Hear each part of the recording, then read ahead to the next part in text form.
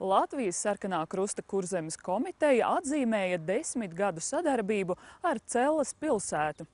Vācijas kolēģi daudzkārt snieguši sociālo atbalstu arī Talsu novada ļaudīm.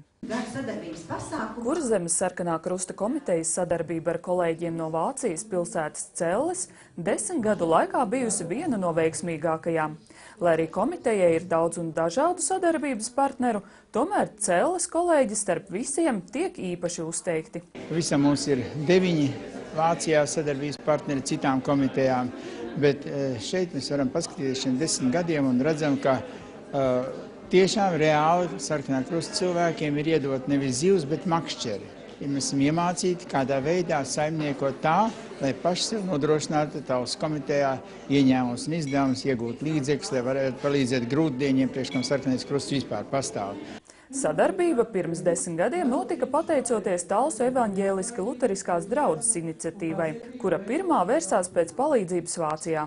Tā kā sadarbība varēja notikt tikai starp Sarkanā krusta organizācijām, tad iesaistījās Kurzemes komiteja. Vācieši uzsver, ka nākotnē latviešiem vairāk jācenšas piesaistīt brīvprātīgie. Pie mums Vācijā Sarkanajā krustā darbs galvenokārt balstās uz brīvprātīgo darbu, kuri nesaņem atalgojumu. Arī visi katastrofu seku likvidēšanas darbi notiek pateicoties brīvprātīgajiem.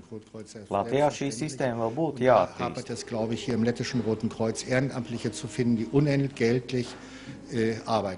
Latvijas Sarkanā krusta komitejas prezidents kā lielākos iegūmus sadarbības procesā min Talsu novada sociālās aprūpes centra stūrīšu izveidi, transporta nodrošināšanu, kā arī veselības istabas izveidi Stendē.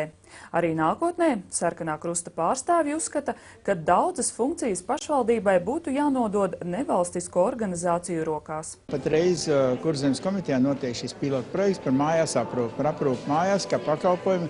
Vairākās pašvaldībās tas ir apliecinājis, ka to noteikti var realizēt Sarkanais krusts vai arī kāda cita labdarības organizācija. Bet arī citi pakalpojumi veidi, kā pirmās palīdzības iemaņa apmācība, asistenta pakalpojums.